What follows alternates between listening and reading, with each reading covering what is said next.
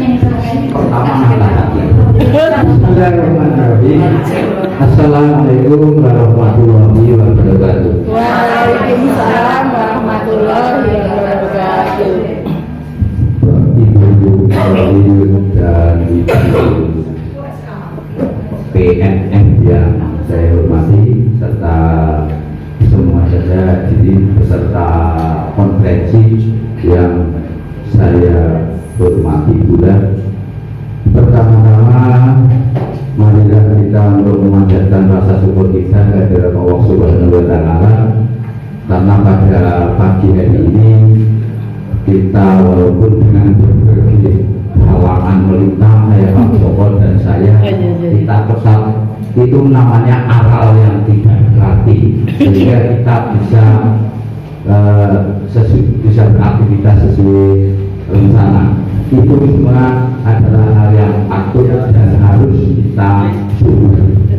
Yang kedua, sholawat dan salam marilah kita senantiasa aturkan kepada junjungan kita Nabi Muhammad SAW yang pasti kita sangat mengharapkan syafaatnya kelak di yaumil hisab. Amin.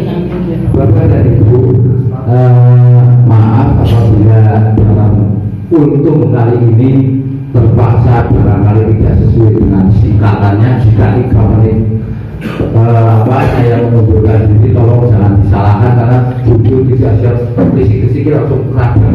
Tapi saya tetap kalau husnudon pada orang mesti tidak akan mencemooh. Jadi ya saya anak dasar dari husnudon saya, maka terpaksa saya beri tidak apa-apa. Dan katanya insya Allah tidak termasuk.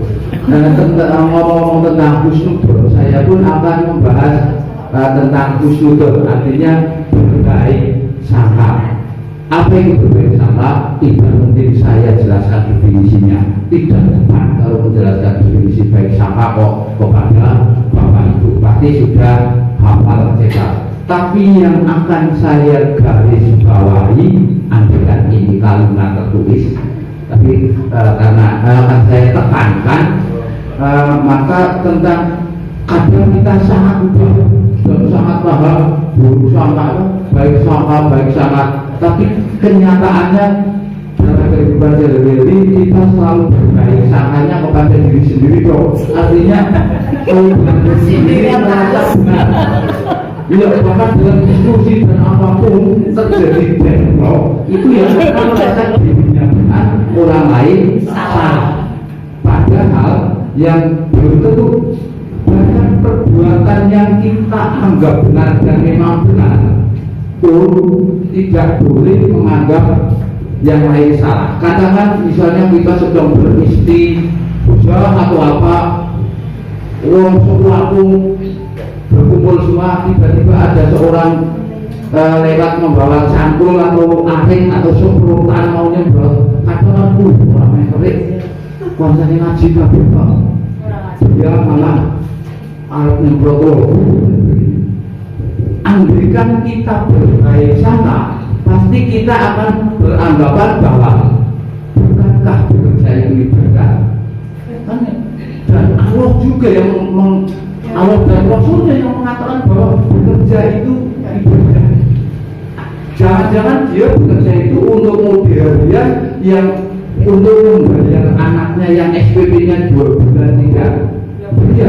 Apakah itu bukan jauh lebih wajib? Tapi karena kita hanya melihat sekilas sehingga nampak kelihatannya orang lain itu orang meter dan sebagainya. Iya, dan itu.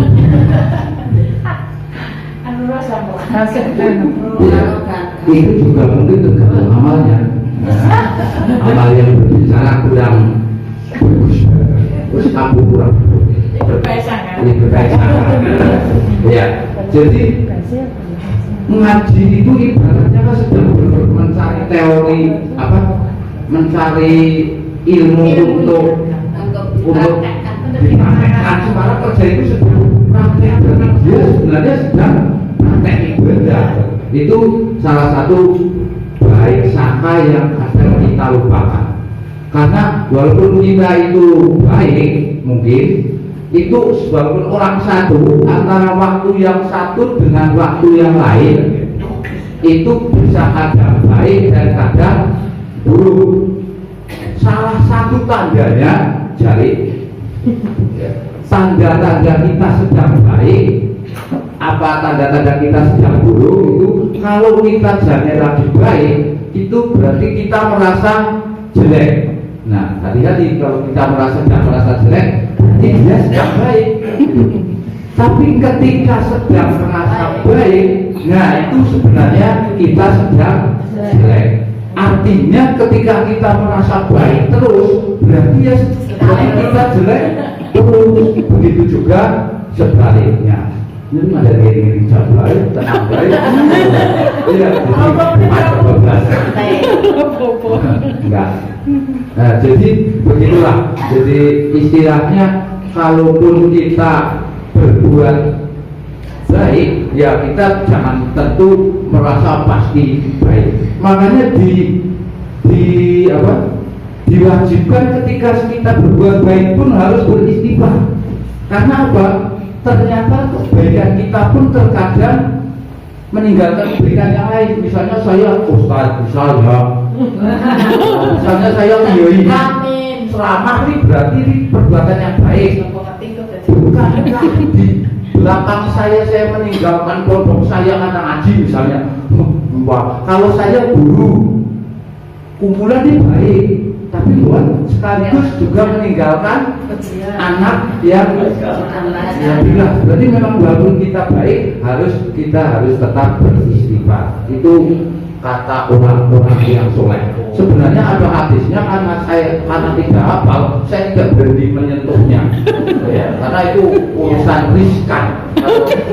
Kalau menyentuh salah malah nepot. Maka begitu hanya kita ambil arti yang bisa kita pahami saja, penafsiran kita, walaupun itu sudah kita lakukan sehari-hari sebenarnya.